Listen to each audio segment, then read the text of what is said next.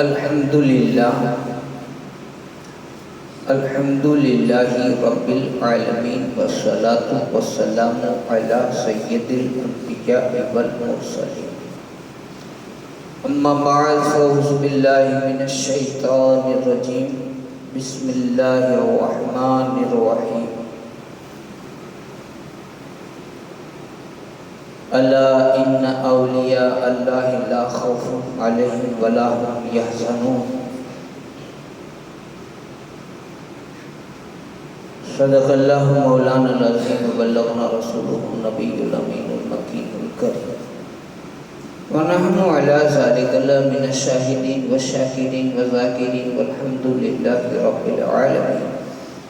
بارگاہ رسالت ماں صلی اللہ علیہ وسلم میں بلا تاخیر درود پاک کا نذرانہ پیش کریں اور پڑھیں اللہم صلی علی سیدنا محمد وعلی سیدنا محمد وصحبہ وبارک وسلم صلاۃ و سلام علیکہ یا سیدی یا حبیبی یا رسول اللہ صلی اللہ تعالی علیہ وسلم۔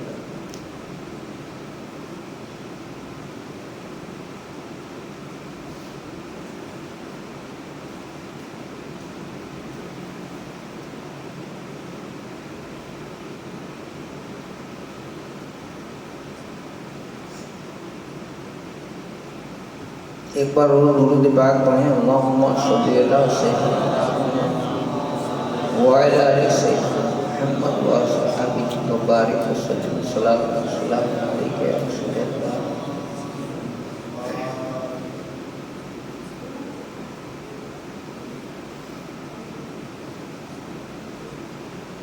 ایک صف میں 20 سے 21 جنے اپنی مسجد میں، دو صفوں کو ملائیں تو 40، بچوں کو بھی ملا لیں تو 100 کے آس پاس، 100 سے کم، کیونکہ آج تو نہیں دکھتی ہے پبلک، تو 100 کے آس پاس ہے۔ اب یہ تو آپ نے سنا ہوگا کہ جہاں 40 مسلمان جمع ہو، 40 جمع ہو، کوئی ایک اللہ کا نیک بندہ ضرور ہوتا ہے، یہ تو سنا ہے نا۔ میں دعا کرتا ہوں آپ کو آمین کہنا، اے اللہ خاص کر کے ہر جگہ ہر مسلمان کو، ہر جگہ ہر مسلمان کو، اور ان سب کے صدقے میں ہمارے گاؤں کو تمام فتنوں سے نجات عطا کریں۔ اس دعا کی خاص ضرورت ہے ابھی فی الحال۔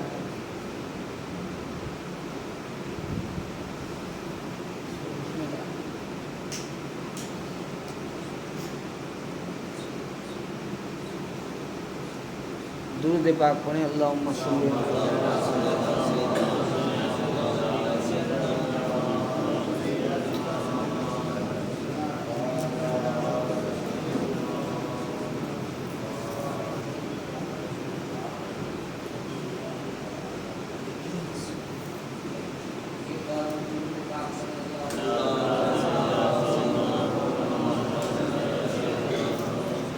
وصحبہ صلاۃ و سلام علیکہ یا سیدی یا حبیبی یا رسول اللہ صلی اللہ تعالی علیہ وسلم۔ خاص کر کے اللہ ہمارے گاؤں کو تمام فتنے سے، فساد سے نجات عطا کرے۔ امام اعظم کی بات ہو رہی تھی، ولیوں کی۔ گئے جمعے میں جو میں نے سنائی تھی وہ حکایت نمبر تھی 371 ہے، اور اس بار ہے 372۔ امام اعظم کے حاصل کی بات اس بار ہوئی تھی، اس بار بھی وہی ہے کہ ایک کچھ بعض حاصل کرنے والے، جننے والے تھے امام اعظم سے، تو کچھ لوگوں نے پلاننگ کیا کہ ہم کچھ بھی کر کے ان کو گرائیں گے، نیچا دکھائیں گے۔ اور یہ جب واقعہ سنے نا تو آپ کو اور ہم کو اس سے سیکھنا یہ ہے کہ اگر آپ اچھا کام کرتے ہیں، اگر آپ سچا کام کرتے ہیں تو ٹانگیں کھینچنے والے ہوں گے، پہلے بھی تھے۔ آپ کو اس سے نہ گھبرانا ہے، نہ نہ اپنا کام چھوڑنا ہے. ہم یہ کہہ کے تھک جاتے ہیں کہ نہیں بھائی اپنے تو کیا کریے نہ کسی مانس سے جب وہ یوں کرتے ہیں بدنام کرتے ہیں. یہ کرنے دو, اس کا کام ہے, آپ اپنا کام نہ چھوڑو. ایک سوچنے والی بات ہے, ایک دھوبی تھا, دھوبی مطلب اللہ والا تھا. وہ دھوبی گھاٹ پہ کپڑے دھو رہا تھا اور وہاں پر ایک اللہ والے اپنا کھانا کھا رہے تھے یا پتہ نہیں کوئی کام کر رہے تھے. بچھو ڈوب رہا تھا پانی میں. تو حضرت جو اللہ والے تھے ان کا تو کام کیا ہے, اللہ والا کس کو کہتے ہیں, وہ کچھ اور نہیں دیکھتا, وہ تو بچانا جانتا ہے. انہوں نے فوراً ہاتھ ڈالا اور اس کو بچھو کو باہر نکالا. بچھو تو بچھو ہے, اس نے ڈنک مار دیا. اس کو تو جان کا خطرہ محسوس ہوتا ہے نا کہ مجھے کسی نے پکڑا تو اس نے ڈنک مار دیا. ڈنک مارا تو ہاتھ سے گر گیا. ڈنک بھاری ہوتا, ہاتھ فوراً ایسے بجلی کے کرنٹ کی طرح ہاتھ ہلا, بچھو گرا, واپس اٹھایا. ایسے بار بار اٹھاتے ہیں, وہ ڈنک مارتا ہے, بچھو گر جاتا ہے. وہ دھوبی دیکھ رہا ہے, کہا حضرت گیلا تھے گئے ہو, پاگل ہو, کیا کر رہے ہو.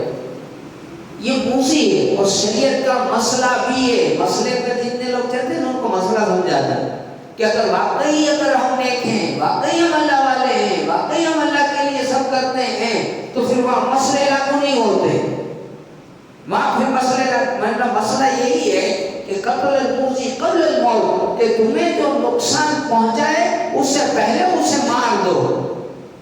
اگر کوئی بچھو کو مارے گا تو اس کو 100 نیکی ملے گی, یہ تو حدیث ہے, اس کو نیکیاں ملے گی. لیکن وہ اللہ والے نہیں جانتے تھے, چاہتے تو مار سکتے تھے نا. انہوں نے کیا کیا, اپنا وہ کیا کام کر رہے ہیں, ان کا سٹیٹس کیا ہے, وہ اللہ والے ہیں. انہوں نے اٹھایا. وہ دھوبی کہتا ہے کیا پاگل ہو گئے ہو, کیوں, کہا دیکھو یہ بچھو ہے, اس کا کام ہے ڈنک مارنا, آپ اسے بچا رہے ہو. یہ چھوڑے, یہ کوئی آپ کو پہچانتا نہیں کہ آپ اللہ والے ہیں, یہ تو اپنا کام کرے گا. حضرت نے مسکرا کر جواب دیا کہ اچھا یہ اپنا کام نہیں چھوڑے گا. کہا نہیں. تو کہا جب یہ برا ہو کر اپنا کام نہیں چھوڑتا تو میں اچھا ہو کر اپنا کام کیسے چھوڑ دوں. کہ خراب آئی یا کی خرابی نہ تو چھڑے تو آؤں مجھے بھلائی کی چھڑی دیا تو مجھے دین سارو جو ہے. سمجھ میں آ رہی ہے بات آپ کو, کہ اگر وہ برا ہو کر برائی نہیں چھوڑتا تو پھر آپ اپنی اچھائی کیوں چھوڑے, ہم اپنی اچھائی کیوں چھوڑے. تو امام اعظم کو کچھ حاسدوں نے مل کر کے پھنسانا چاہا. ایک عورت کو تیار کیا کچھ پیسے یا لالچ وغیرہ دے کر کے کہ تم کسی طرح امام اعظم کو بدنامی کا داغ لگا دو. اب یہ کون امام ہے آپ کو بتاؤ. خیر یہ بات پوری کر کے پھر بتاؤں گا, پہلے ایک بار بات بتا دوں کہ کیا ہوا. اب امام اعظم جو ہے ان کو وہ عورت باتوں میں آ گئی. وہ عورت آئی امام اعظم کے پاس رات کو, حضرت میرا گھر والا سکرات میں ہے. میرا گھر والا کہاں ہے, سکرات میں. سکرات میں کوئی بولے ٹائم نہ ہوئے, کہ ٹائم نہیں ہے, وصیت کرنی ہے. چلو آپ اس کی وصیت سن لو. امام ہے نا, عورت تو آدھی گواہی ہوتی. عورت اگر مرد کے مر جانے کے بعد کہتی کہ یہ تو گواہ کون تھا, امام کو کہا آپ چلو آپ سن لو وہ کیا کہتا ہے, وصیت کے حساب سے اس کی پھر بعد میں کر دینا. حضرت تو چلے گئے, سچا سیدھا بیچارہ چلا گیا. امام اعظم جیسے ہی گھر میں اندر داخل ہوئے, عورت نے دروازے بند کر دیے. دروازے بند کر کے چلانا شروع ہو گئی. لوگ اکٹھا ہو گئے. اب خلوت میں اکیلے میں امام کو ساتھ میں دیکھا. داروغہ جیل کو بلایا. داروغہ اس عورت کو اور امام اعظم کو دونوں کو لے کے چلا گیا. یاد رہے اس وقت پردہ تھا, پردے کی اہمیت تھی, وہ بھائی پردے میں تھی. لے گئے جیل میں, دونوں کو بند کر دیا کہ صبح خلیفہ آئے گا تو صبح میں فیصلہ ہوگا. دونوں باندھے جیل میں. خیر پوری رات. اب رات میں حضرت نے تو نیت باندھ لی نماز کی, نماز پڑھتے رہے. نماز پڑھتے رہے. اس کو دیکھ کر کے وہ عورت کو افسوس ہوا, اس عورت کو افسوس ہوا, یہ میں نے کیا کر دیا, غلط کیا. اب جیسے اس کو اپنی غلطی کا احساس ہوا تو اس نے امام کے قدم پکڑ لیے اور سچائی بیان کر دی. قدم پکڑ لیے مطلب معافی مانگی ہوں, غیر عورت کا چھوئے گی تو نہیں. یہاں قدم پکڑنے سے مطلب یہ مت سمجھیے گا کہ پاؤں پکڑ لیے تھے, یعنی کہ جھک گئی کہ حضرت مجھے معاف کر دیں, میں نے فلانا کی باتوں میں آ کر کے آپ پر الزام لگایا, سچی بات کہہ دی, ٹھیک ہے. حضرت نے اب حضرت کیا کرنا چاہیے بتایا. ہم لوگ ہوتے تو کیا کرتے, اتنا غصہ آ جاتا کہ ابھی تو سوال جو چھڑوں نہ آئے نا, ابھی تو سوال جو وارو کٹی نام ہے نا. امام اعظم نے مسکرا کر کہا کوئی بات نہیں, اب میں کہتا ہوں وہ کرو. اب دماغ, امام اعظم نے کہا میں کہتا ہوں وہ کرو. کہا کیا؟ کہا کسی طرح دروگا کو منواؤ, جیل کا جو دروگا ہے وہاں اس کو منواؤ اور باہر جانے کی رجا لو کہ میرے کام میں باہر جانا ضروری ہے, تم باہر جاؤ. کہا پھر سیدھی تم میری گھر والے کے پاس چلے جاؤ, ام حماد ان کے پاس چلے جاؤ اور جا کر ان کو پورا قصہ بتاؤ اور ان کو یہاں بھیج دو نہ, تم اپنے گھر جاؤ. پردہ تھا, پہچاننے والے تو ہے نہیں. وہ عورت نے ایسا ہی کیا, دروگا کو سمجھایا اور وہ چلی گئی گھر. وہاں جا کر کے امام اعظم کی گھر والی کو ساری بات بتائی. سمجھ میں آ رہی ہے نا بات آپ کو؟ گھرے وہی نے امام جی کے گھر والی ہیں کہ بڑی گالیوں جائے دن کے ایڑے دن جو تھیو تو سارا واقعہ جو بیان کر دیا تو وہ امام اعظم کے جو گھر والے تھے وہ آ گئے جیل میں اور وہ چلی گئی گھر. یہ تو برقعے میں تو تھے, چلی گئی. اب رات پوری امام اعظم اپنی بیوی کے ساتھ جیل میں رہے. صبح میں فیصلہ کرنے کے لیے دونوں کو بلایا, سامنے لائے تو خلیفہ نے پوچھا کہ امام ذرا سوال ہے میرا, کیا آپ امام ہیں اتنے بڑے, ایک پرائی عورت کے ساتھ آپ کے لیے اکیلے میں خلوت میں رہنا آپ کے لیے جائز تھا؟ اکیلے میں آپ اپنی عورت کے ساتھ رہیں, یہ جائز ہے آپ کے لیے؟ آپ دوسری عورت کے ساتھ جائز ہے؟ امام اعظم نے پوچھا کون پرائی عورت, کیا؟ تو کہا یہ سامنے اٹھی ہے, یہ سامنے اٹھی ہے. تو کہا اچھا. حضرت نے کہا کہ ایک کام کرو, ام حماد کے والد کو بلاؤ, یعنی کہ میری گھر والی کے ابا کو, میرے سسر کو بلاؤ. ان کو بلایا. جب وہ آئے تو امام اعظم نے کہا ذرا یہ عورت کا برقع ہٹا کے دیکھو تو کون ہے یہ. اب انہوں نے سسر نے برقع اٹھا کے دیکھا, گھونگھٹ اٹھا کے دیکھا تو بیٹی تھی. حضرت نے کہا کہ یہ تو میری بیٹی ہے, میں نے امام اعظم کے نکاح میں دی ہے, وہی ہے, اس کی عورت ہے. تو پھر یہ مسئلہ کیا ہے, یہ کیا ہے ہنگامہ؟ بس یہ جیسے ہی سب نے سنا, اب جتنے حاصل تھے کیا موٹا نہیں کیا, کہیں امام اعظم نے بولا جو نہیں. آپ مجھے دیکھتے سب چپ چاپ نہیں, ان کو ڈانٹ پڑی, منہ کالا کر کے چلے گئے. کہنے کا یہاں مقصد, یہ واقعہ یہاں پورا ہو گیا. اس سے ہمیں نتیجہ کیا ملا؟ اگر ہم سچے ہیں تو نہ ڈریں, نہ گھبرائیں, نہ واویلا کریں. اس رب پر یقین رکھیں اور عقل سلیم سے کام لیں. اور اب یہ میں بتاؤں کہ امام اعظم ہے کون, کتنی بڑی ہستی ہے. امام حنبل کا تو نام سنا ہے آپ نے, میں نے کئی بار بتایا کہ 4 مسلک ہے, شافعی, مالکی, حنبلی اور ہم حنفی ہیں. ٹھیک ہے. امام حنبل جن کا مسلک یہ ہے کہ اگر گیس ہوتا ہے نا, ہر انسان کو تو جو ہوا اگر نکل جائے تو ہم لوگ کے لیے کیا ہے, وضو کرنا ہے, طہارت نہیں ہے. مطلب کہ ہم اگر پیشاب جائیں گے تو پانی لیں گے, اگر لیٹرین سناس جائیں گے تو ہم پانی لیں گے, لیکن صرف ہوا نہیں لگی تو لیں گے. لیکن امام حنبل کہتے ہیں کہ تو بھی لو, یہ ان کا مسلک ہے. ہمارے امام اعظم کا ان کا ہے, اتنی پرہیزگاری والے امام, اتنے بابر. ان کا مسلک ہے کہ جس چیز میں شک ہو جائے کہ یہ حلال ہے کہ حرام, کو کھانا حرام ہے. یہ اتنے پابند ہے وہ امام حنبل. اچھا, وہ شاگرد کس کے؟ इमाम शाफी के शागिर्दों के शागिर्द थे। और इमाम शाफी किसके शागिर्द? इमाम आजम के शागिर्दों के शागिर्द थे। समझ गया? तो इमाम आजम के शागिर्द के शागिर्द के शागिर्द कौन है? इमाम हम्बल। अब इमाम हम्बल का जमाना वो है कि इमाम औज़ाई, इमाम अब्दुल्लाह इब्न मुबारक, बड़ी बड़ी हस्तियां जिन दिनों में थी उस वक्त में, तब ये मसलक आज जिस तरह से कि भाई ये हनफी, ये हम्बली, इस तरह से भाग नहीं पड़े थे, तब मिलके थे ये इमाम चारों थे, लेकिन इस तरह भाग नहीं पड़े थे। जिसके दिल में जो आया उसका फतवा पर अमल करता था, उसके मसलक पर अमल करता था। लेकिन बाद में आगे जाकर ये चार अलग हुए कि भाई चार इस तरह से मसलक और चारों फतवे अलग अलग हो गए, कौम इस तरह से कौम के अंदर जरूर पड़ गई। लेकिन पहले ऐसा नहीं था। अब उन दिनों में इतने बड़े बड़े इमाम थे, मौलाना लोग मेरी बात को समझेंगे, इतने बड़े इमाम थे जिन दिनों, ऐसे माहौल में, ऐसे वक्त में इमाम हम्बल के शागिर्द थे। इन्होंने पूछा हजरत इमाम हम्बल से कि हजरत फतवा देने का हक किसको है, कि कौन है ऐसा इस दौर में इमाम के जिसका फतवा दे और उस पर सबको चलना चाहिए, सबको उसकी बात माननी चाहिए। ये वो फतवा नहीं है जो हम और आप बात करते हैं आपस में कि नमाज में कि ये कि वैसा बोलते, वो फतवा नहीं, वो नहीं। ये जिस पर पूरी उम्मत चले, जिस पर पूरी उम्मत को चलना पड़े, ऐसा वो उसकी बात है।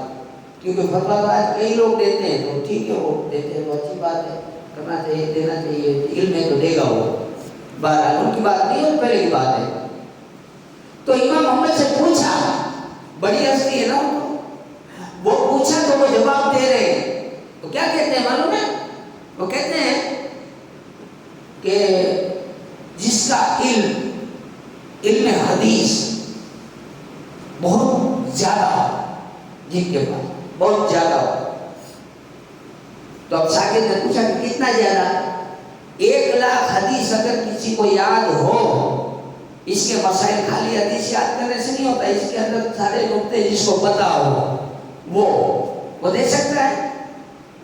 हजरत ने कहा नहीं। उसने पूछा तो 2,00,000 हदीस है? हजरत ने कहा ला नहीं। उसने फिर पूछा 3,00,000? हजरत ने कहा नहीं। 4,00,000? कहा नहीं। 5,00,000? कहा 5,00,000 से भी ज्यादा, 5,00,000 से भी ज्यादा हदीसों का जिसको इल्म हो, मुहीत हो, सारे मसाइल को जानता हो, वो दे सकता है।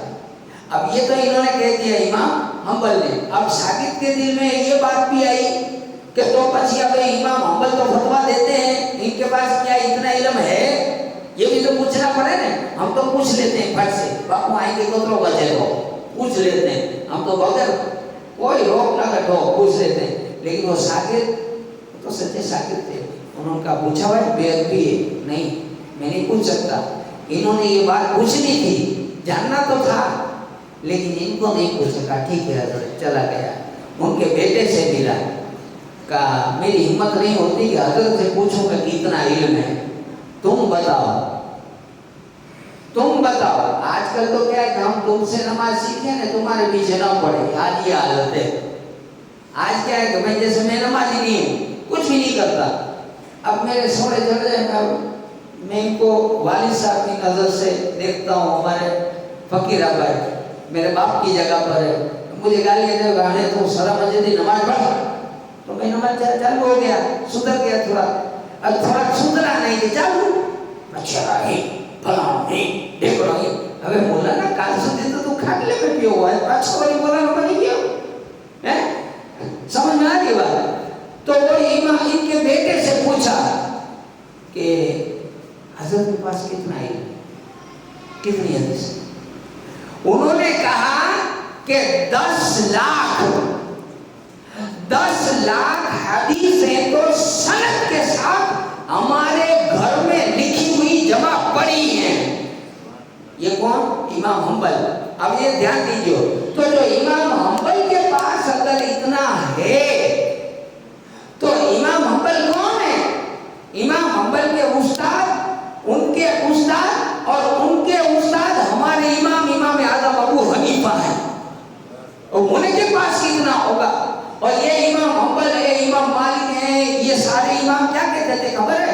کہ امام اعظم کی موجودگی میں ان کے علم کے مقابلے میں اور کسی امام کو فتویٰ دینے کی اجازت نہیں ہے، ایسا مانتے تھے ان کی موجودگی۔ اب اتنا بڑا امام تھا پھر بھی قوم اس کے پیچھے پڑی تھی۔ بتانا میرا مقصد یہ ہے کہ ان کے پیچھے تھی، تو آپ اور ہم جب بھی کبھی نیک راہ پکڑیں، کبھی کوئی اچھا راستہ پکڑیں تو مایوس نہ ہو، اپنا جو اچھا کام ہے وہ کرتے رہیں۔ جواب دینے میں رہیں گے تو پھر اس دوسری لم میں چڑھ جائیں گے، نہیں، آپ اپنا کام کرتے رہو، بس اللہ آپ کو کامیابی دے۔ اب آ رہا ہے، دیکھو میں آپ کو بتاؤں، درود پاک پڑھیں کیونکہ ٹائم زیادہ ہو گئے۔ بھائی آئے کوئی صلی اللہ علیہ وسلم، صلی اللہ علیہ وسلم، اللہ ان کو کامیابی دے۔ ابھی دیکھیے بقرعید آئے گی، بقرعید آئے گی، رمضان آئے گی، محرم آوے تو تاجیے کو چھیڑے، بقرعید آوے تو گوشت کا مسئلہ ہے نا، اور رمضان آوے تو فطرے کا مسئلہ۔ اس کے پیچھے واٹس ایپ نے، فیس بک نے پوچھا ہوئی چالو ہو جائے گی۔ رمضان میں دیکھو فطرے کے مسئلہ کیا ہوگا، ارے بھائی صاحب آسان رستہ ہے، کہہ دیا کہ رشتہ داروں میں سب سے پہلا حق ہے کہ نہیں؟ سب سے پہلا حق انہی کا ہے۔ اب ان میں جب بات انہوں نے پورا ہو جائے، پچھی کی بات دیکھیو، پچھی کی بات پچھی گام میں پورا کرو، پہلے گام میں اپنے جو بھی رشتہ دار لوگ ہیں، جو بھی قرض میں ڈوبے ہوئے ہیں، ان کا بھلا پہلے کر لو۔ اور رہی بات بکری کے گوشت کی، تو صاف یہ بات ہے، پہلے حضور کے زمانے میں حضور نے فرمایا کہ بھئی اس سب گوشت رکھ لیا نہ کرو، اس کے اتنے حصے کرو، اس کو دو، اس کو دے، 4 حصے ہیں۔ اور پھر ایک سال ایسا بھی ہے کہ حضور نے کہا کہ ابھی تنگی نہیں ہے، کیونکہ وہ تنگی کا سال تھا، تنگی کا سال تھا۔ پھر جب تنگی چلی گئی تو حضور نے کہا کہ پورا کا پورا اگر تمہارے گھر میں پورا نہیں ہو رہا، کہ گھر جا مارو جت رہا ہے، گھر میں انسان اتنے کہ پورا بانٹے کہ گھر میں کھائیں، بانٹنے میں اموک مانس کے یہاں گواہ ہے، پوچھ لیجئے گا، پوچھئے گا کہ ان کو پوچھئے کہ کتنے لوگ بانٹنے میں اپنے گھر میں نہیں رکھ پاتے گوشت، یہ حالت ہو جاتی ہے۔ تو ایسا کوئی فرض واجب نہیں ہے بھائی، تمہارے گھر میں پہلے پورا کر لیجئے، گھر کو پہلے پورا کریو۔ جہاں جہاں جو رشتہ دار ہیں، جو خاص ہیں، اپنے گھر کے اندر پورا نہیں ہو تو ضروری نہیں ہے بھائی۔ یہ تو تب کی بات تھی کہ جب پورا نہیں ہوتا تھا، لوگوں کے پاس گوشت نہیں پہنچتا تھا، اور آج تو آپ جانتے ہیں سب کو مل جاتا ہے۔ خیر، اللہ سے دعا ہے کہ اللہ تعالیٰ ہمیں کہنے سننے سے زیادہ عمل کی توفیق عطا کرے، اور اللہ سے دعا ہے سرور کونین محمد عربی کے صدقے میں ہم سب کی بخشش فرمائے۔ اور آپ یہ میں نے جیسے ابھی بتایا کہ جمعہ ہے تو اس میں سب کی دعا قبول جمعہ کی دن کی ہوتی ہے، اور 40 مسلمان جمعوں کو قبول بھی ہوتی ہے۔ میرے مکان کے معاملے کے اندر کافی الجھنیں آ چکی ہیں، آپ لوگ دعا کیجئے، مجھے چندہ نہیں چاہیے بھائی، پکار تو ہو جائے گا انشاءاللہ، اسی میں آپ برکت ہے، اللہ برکت دے گا، لیکن آپ لوگ دعا خاص کرو کہ اللہ تعالیٰ آپ سب کی دعا سے، آپ سب کی محنت سے ایک آسرا میرا بن گیا ہے، اب وہ آسرا اپنے ہاتھ سے جانے نہ پائے، اللہ تعالیٰ ہمیں محتاجی سے بچائے۔ اللہ سے دعا ہے کہ اللہ ہماری دعا قبول کرے، ہمارے گناہوں کو معاف کرے۔ وآخر دعوانا الحمدللہ، السلام علیکم۔